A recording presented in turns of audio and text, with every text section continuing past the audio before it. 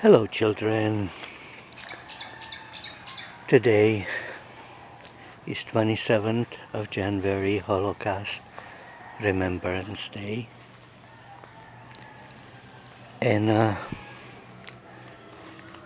I know so many Holocaust stories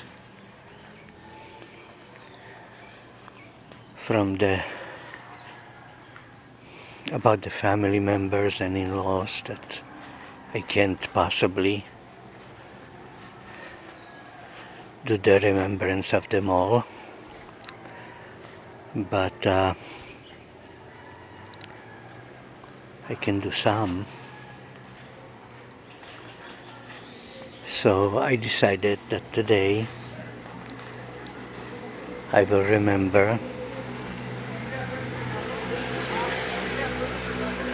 two sisters, twin sisters, and their brother, and the sisters' husbands, and so on. The cluster.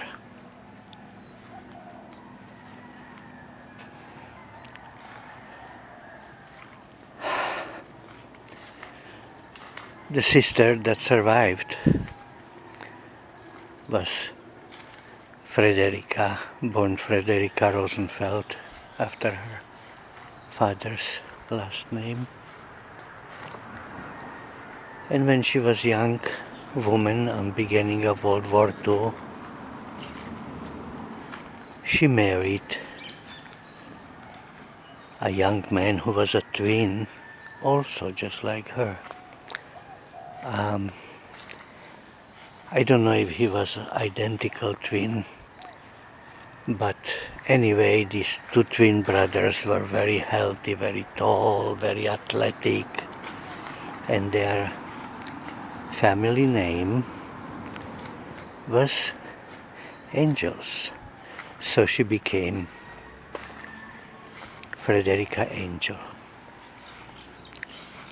And her twin sister married somebody else, a wealthy man, a wealthy young man, and so she lived a life of leisure in Tatra Mountains, playing with him tennis.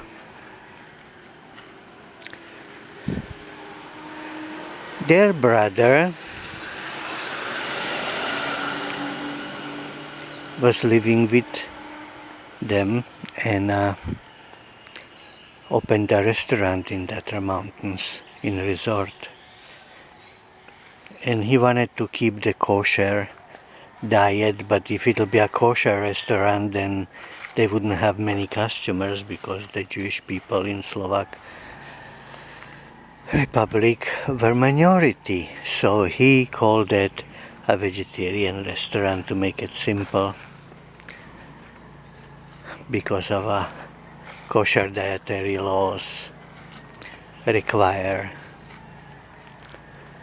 that there is two sets of dishes, one for meat and one for dairy.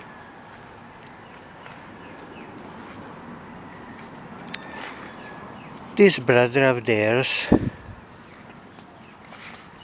was homosexual and caught bad venereal disease,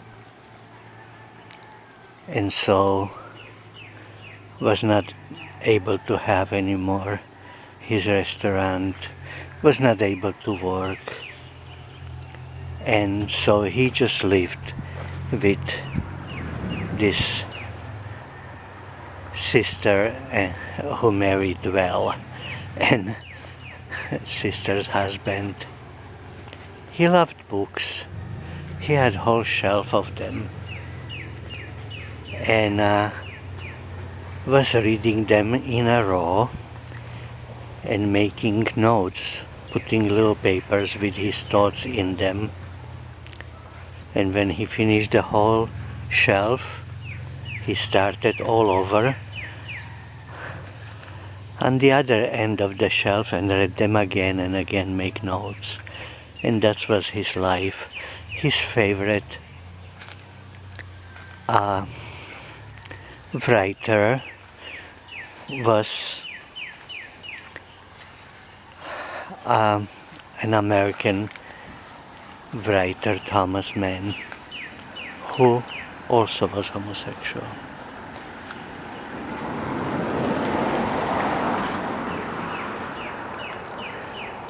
When Hitlerites took over the Slovakia, they announced that at certain date, certain hour within that date, people should gather at a railroad station for deportation to work. You Jews are lazy, was said. It was not revealed that actually they're going to die. The wealthy sister and her husband and the sister's brother who lived with them did as they were told. They went at the order to go to the railroad station.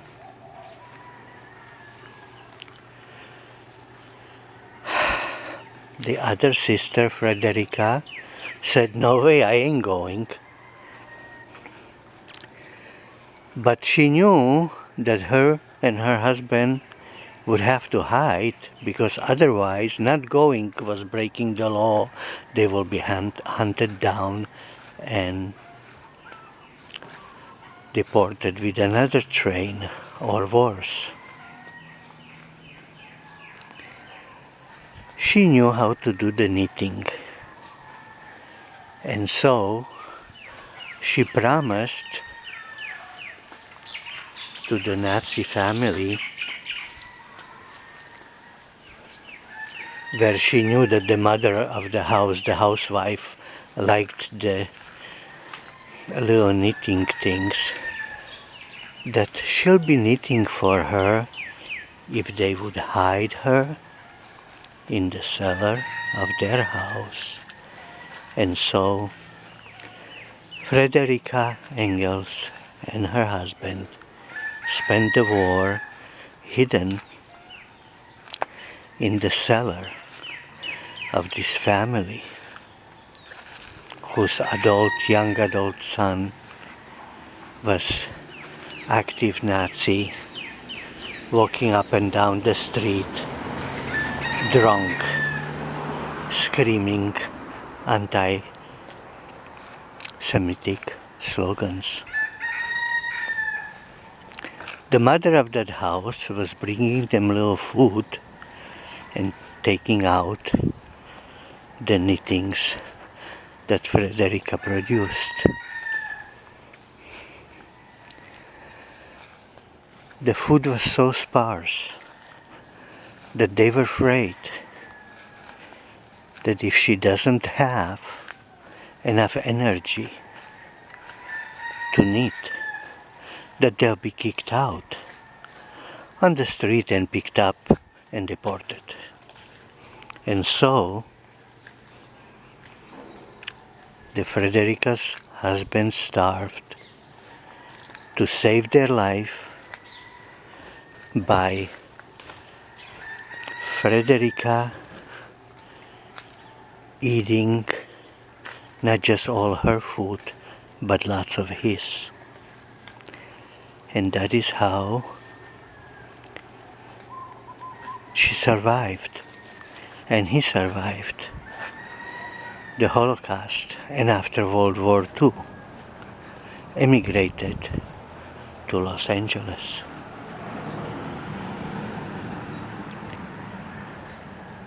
And as I already mentioned, the husband had a brother, twin brother, who with his wife, the Rose, also survived by hiding and elsewhere it's a different story, and also starved, and also with Rose, Frederica's sister-in-law, emigrated after World War II to Los Angeles. They were so skinny, so undernourished, that the brothers couldn't recover and died of stomach ailments.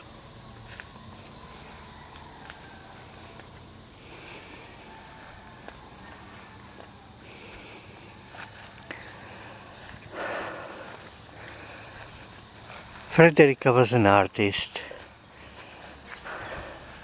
who didn't had painting skills and didn't felt like she need them. She lived on Cochran Avenue, close to Museum of Modern Art, where she often walked to look, for instance, on paintings of Rothko. Paintings that I very much liked before I knew that she liked them too. To me, they were abstract, colorful paintings representing compositions of classical music. To Frederica, she told me they represented the blood of Holocaust.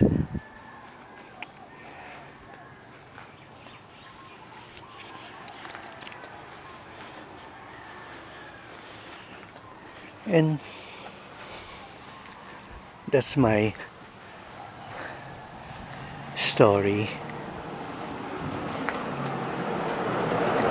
about some people from the family that I wanna tell you during Holocaust Remembrance Day.